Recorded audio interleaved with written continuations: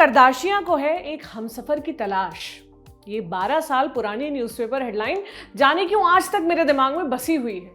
शायद इसलिए कि किम कार्दाशियन के नाम से ये मेरा पहला वास्ता था, या शायद इसलिए ये याद रह गया क्योंकि अखबार के इसी पन्ने पर मम्मी ने मुझे पूरियां बांध कर दी थी घर से हॉस्टल पहुंचकर खाने के लिए।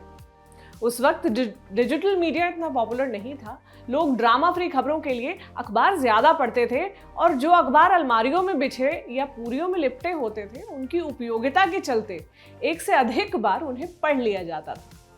खबर छोटी सी थी, उसके अंदर लिखा था कि किस तरह वो अपने प्रेमी से पिछले ही महीने अलग हुई हैं। आज से कई साल पहले किम कार्दाशियन का जिक्र अखबारों के सप्लीमेंट वाले पन्नों में अक्सर रहता था, मगर अखबार किम के बारे में जरा हाथ रोक कर लिखा करते थे। डिजिटल मीडिया के आते ही जब खबरें वेबसाइट पर पढ़ी जाने लगी तब ये हाल हुआ कि किम अगर छींक भी दे तो इंडिया में खबर बनती थी। सेक्स और सेक्सी शब्द का इस्तेमाल हिंदी में भी होने लगा था। किम को कब सेक्सी महसूस होता है, किम के अकेलेपन का दर्द और कितने पुरुषों से किम हो चुकी हैं हमबिस्तर, ये खबरें आज से कुछ साल पहले आम थी। और तब जब साइबर कैफे में गूगल सर्च करने के लिए जाना पड़ता था, उस दौर में आपने भी शायद ये खबरें जरूर पढ़ी हो।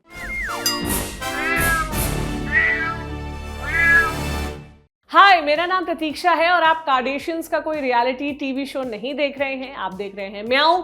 और किम कार्दाशियन के जिक्र से शायद बहुत लोगों का नॉस्टैल्जिया जाग गया हो।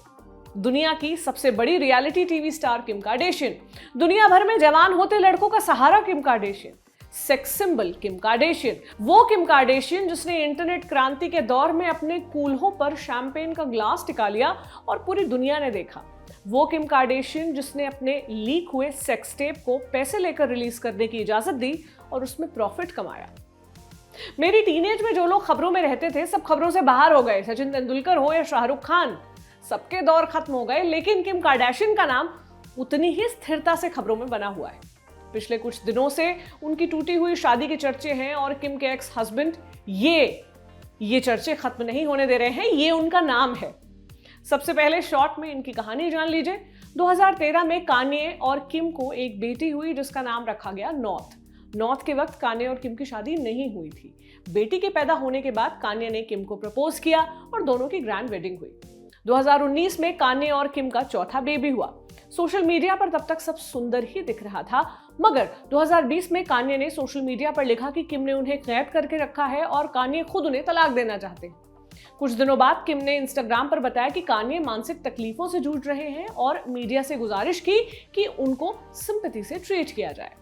इसके 6 महीने बाद यानी साल 2021 की शुरुआत में खबर आती है कि किम ने तलाक की अर्जी डाल दी है, मगर किम ने ना ही अपने सरनेम से वेस्ट का नाम हटाया, ना ही सोशल मीडिया पर कोई बड़े संकेत दिए। मीडिया में बातें होने लगी कि दोनों फिर साथ आ जाएंगे।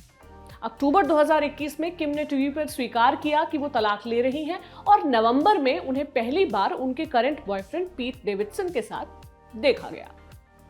ये तो हुआ बैकग्राउंड। इसके बाद क्या हुआ? वो हुआ जिसे लोग विदेश का कंगना ऋतिक सीन कहने लगे। हुआ ये कि कान्ये वेस्ट पब्लिक में तमाम तरह की बातें करने लगे। जाहिर सी बात है, कोई भी डिवोर्स खुशियों भरा नहीं ही होता है, लेकिन किम और कान्ये के केस में घर का रायता सड़क पर फैल गया। पहले तो कान्ये ने कहा कि टीवी चैनल ने उनकी पत्नी से डिवोर्स की बात सनसनी के लिए कहलवाई। उन्होंने कहा, हमारा डिवोर्स नहीं हुआ है, मैंने तो डिवोर्स के कागज तक नहीं देखे हैं, ये कोई मजाक नहीं है, हमारे बच्चे चाहते हैं हम साथ रहें, मैं चाहता हूं हम साथ रहें।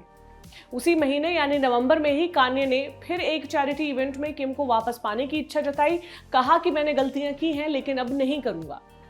उसी महीने ऐसी खबरें आई कि कान्ये ने किम के घर के पास एक घर ले लिया है। दिसंबर में एक कॉन्सर्ट में परफॉर्म करते हुए उन्होंने गाना गाया जिसमें किम्बली यानी किम को वापस आने के लिए कहा। जनवरी 2022 में कान्ये खुद एक्ट्रेस जूलिया फॉक्स को डेट करने लगे, मगर किम के जीवन से खुद को निकाल नहीं पाए। किम के बॉयफ्रेंड पीट को सबक सिखाने जैसी बात उन्होंने अपने एक रैप में गाई। इसके बाद पब्लिक में कान्ये किम पर बुरी मां होने के आरोप लगाने लगे। उन्होंने यहां तक कहा कि किम उन्हें बच्चों से मिलने नहीं दे रही, जबकि यह बात झूठ साबित हुई बाद में। मीडिया रिपोर्ट्स बताती हैं कि कई बार बिना बताए कान्ये किम के घर चले गए, जिसके बाद किम को सख्त कदम उठाने पड़े। बीती जनवरी उन्होंने लिखा, अपनी बेटी को इंस्टाग्राम पर ही जन्मदिन की बधाई दे रहा हूं क्योंकि मुझे बताया नहीं गया है कि वो कहां है। इसके बाद उन्होंने किम के बॉयफ्रेंड पीट के बारे में यह अफवाह फैलाई कि मृत रैपर मिक मिलर को पीट ने सुसाइड करने पर मजबूर किया था। जांच में यह भी झूठ निकला। कुछ समय बाद एक और सोशल मीडिया पोस्ट पे उन्होंने लोगों को पीट को पीटने के लिए उकसाया। इसके बाद उन्होंने किम की चैट के स्क्रीनशॉट्स पब्लिक में लगा दिए, जिसमें किम उनसे कह रही हैं कि वो पीट के लिए एक डरावना माहौल तैयार कर रहे हैं। हालांकि कान्ये ने बाद में स्क्रीनशॉट डिलीट कर माफी मांगी, लेकिन तब तक दुनिया इन्हें देख चुकी थी। सेलेब गॉसिप किसे नहीं पसंद है, पूरी दुनिया इसके मजे ले रही है। लेकिन अगर हम थोड़ा सा ठहर कर सोचें तो पाएंगे कि ये हरासमेंट है जिसे नॉर्मल बनाकर पेश किया जा रहा है। ये बात सच है कि कान्ये के मेंटल हेल्थ इश्यूज हैं, मगर किसी को पीटने के लिए उकसाने और किसी का जीवन बर्बाद करने का हक ही उन्हें नहीं देता है। एक्स वाइफ से प्राइवेट चैट को लीक कर देना और उसके बॉयफ्रेंड पर लगातार अटैक करना सेलिब्रिटी गॉसिप नहीं है, ये क्रिमिनल बातें हैं। लेकिन कान्ये के फैंस और दुनिया में कई लोग इस समय इस मसले पर मीम्स बनाने के अलावा और मजे लेने के अलावा कुछ नहीं कर रहे। किम एक अमीर, पॉपुलर, इन्फ्लुएंशियल महिला है, इसलिए शायद उन्हें इन हरकतों से फर्क ना पड़े। लेकिन जब इन्हीं हरकतों को किसी आम लड़की के साथ किया जाए जिसके पास न सिक्योरिटी हो न पुलिस सिस्टम का सपोर्ट हो, वो क्या करेगी आप सोचिए। जब एक सेलिब्रिटी रैपर पब्लिक में ऐसे काम कर बिना किसी शिकायत या मीडिया क्रिटिसिज्म के बिना जी रहा है, तो इससे तो यही संदेश जाएगा कि इस तरह का बर्ताव नॉर्मल है और जैसा कि फिल्मों में दिखाते हैं क्यूट है। क्या राय है आपकी, मुझे कमेंट बॉक्स में बताइए। कल आपसे फिर मुलाकात होगी। शुक्रिया।